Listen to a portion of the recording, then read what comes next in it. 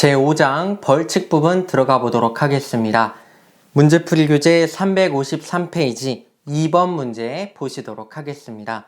청원경찰 법령에 관한 설명으로 옳은 것은 1번 지문 파업, 태업 또는 그 밖의 업무의 정상적인 운영을 방해하는 쟁의 행위를 한 청원경찰은 6개월 이하의 징역이나 금고에 처한다. 6개월 이하의 징역이나 금고가 아니라 1년 이하의 징역 또는 1천만 원 이하의 벌금에 처하게 됩니다. 청원경찰법 11조의 내용입니다.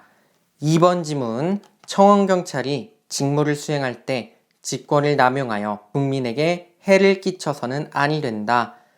청원경찰법 제10조 제1항의 내용으로 옳은 지문이 되겠습니다. 3번 지문 청원경찰 업무에 종사하는 사람은 국가공무원법이나 그 밖의 법령에 따른 벌칙을 적용할 때에는 공무원으로 본다. 국가공무원법이 아니라 형법이 되겠습니다. 청원경찰법 제10조 제2항의 내용입니다. 4번 지문 보시겠습니다. 청원경찰이 직무를 수행할 때 직권을 남용하여 국민에게 해를 끼친 경우에는 1년 이하의 징역 또는 1천만 원 이하의 벌금에 처한다. 1년 이하의 징역 또는 1천만 원 이하의 벌금이 아니라 6개월 이하의 징역이나 금고에 처한다가 되겠습니다. 청원경찰법 제10조 제1항의 내용입니다. 따라서 2번 문제의 정답은 2번 지문이 옳은 지문으로서 2번 지문이 정답이 되겠습니다. 문제풀이 교재 355페이지 10번 문제 보시도록 하겠습니다. 청원경찰법령상 과태료의 부과기준 금액이 가장 적은 것은 단 과태료의 경감이나 가중은 고려하지 않는다.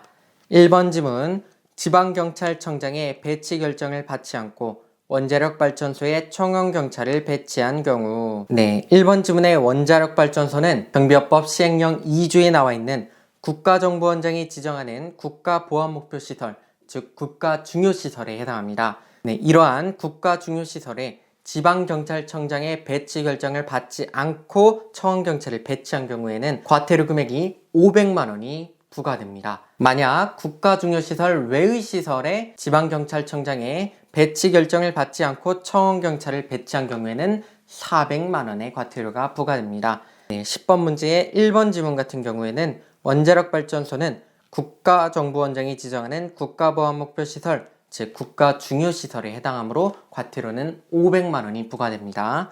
2번 지문 정당한 사유 없이 경찰청장이 고시한 최저부담 기준액 이상의 보수를 지급하지 않은 경우 이 경우에는 과태료가 500만 원이 부과됩니다.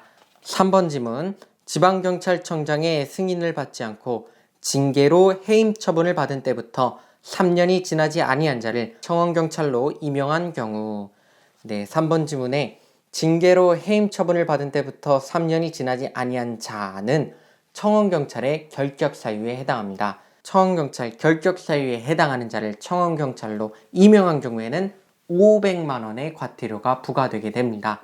만약 청원경찰 결격사유에 해당하지 않는 사람을 그냥 지방경찰청장의 승인을 받지 않고 청원경찰로 임명한 경우에는 과태료 300만 원이 부과됩니다.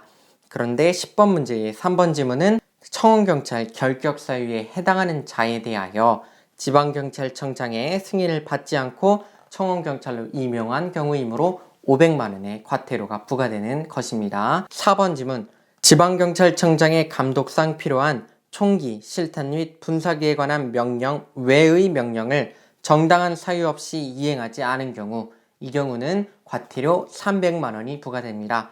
만약 감독상 명령 중 총기, 실탄, 분사기에 관한 명령을 정당한 사유 없이 이행하지 않은 경우에는 500만 원의 과태료가 부과되는데요. 10번 문제의 4번 지문 같은 경우에는 감독상 명령 중 총기, 실탄 및 분사기에 관한 명령 외의 명령을 정당한 사유 없이 이행하지 않은 경우이므로 300만 원의 과태료가 부과되는 것입니다. 10번 문제의 1, 2, 3, 4번 지문을 종합하여 보면은 1번 지문은 500만 원의 과태료, 2번 지문은 500만 원의 과태료, 3번 지문도 500만 원의 과태료, 4번 지문이 300만 원의 과태료가 되겠습니다. 따라서 10번 문제의 정답은 4번 지문이 되겠습니다.